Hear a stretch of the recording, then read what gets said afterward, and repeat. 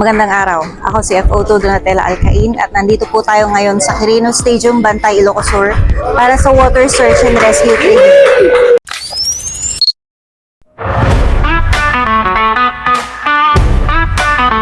Matagumpay na naisagawa ng PDRRMO Ilocos Sur katuwang ang iba't ibang ahensya ang 5 araw na Water Search and Rescue Training mula June 6 hanggang June 10 na isinagawa ng Philippine Coast Guard.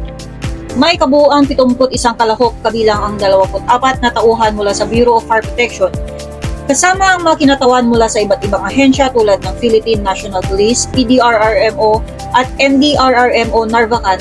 Ang inisyatibang ito ay pinangunahan ni Fire Senior Superintendent Ramel B. Borja, Provincial Fire Marshal ng BFP Ilocos Sur, Police Colonel T. Dolnuan, Provincial Director ng Philippine National Police, Lieutenant Christopher T. Busilan, PCG Station Commander ng Coast Guard Station Ilocos Sur, at Honorable Jerry Singson, Gobernador ng Ilocos Sur, na kinatawan ni Ginoong Ron A. Arquelada, PDRRM Officer ng Ilocos Sur.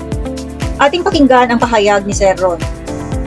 The provincial government of Ilocos Sur through dito yung office tayo ng PDRMO at nag-conduct tayo garod the water search and rescue for 6 days, June 5 to June 10. And mutayo gamin nga the water search and rescue dito yan the Ilocos Sur or Region 1 ket the toughest and most respected na rescue training may provide kin dito responders tayo.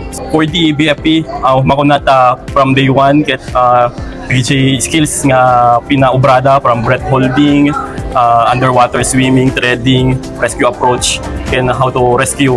Ket halos amin naubrada and nakita the improvement da from day 1 hingga na the GNT final day hingga na the 1 month swim and nakita the improvement da na nagdakkel ti nag-improve the skills da. Ang mga kalahok ay nakikibahagi sa kasanayan ng paglangoy, lectures, at mga praktikal na senaryo ng pagliligtas. Ang pagsasanay na ito ay naglalayong pahusayin ang kahandaan at kakayahan ng aming mga tagatugon para sa waterborne search, rescue, at recovery operations, habang pinatitibay din ang halaga ng disaster preparedness at interagency coordination.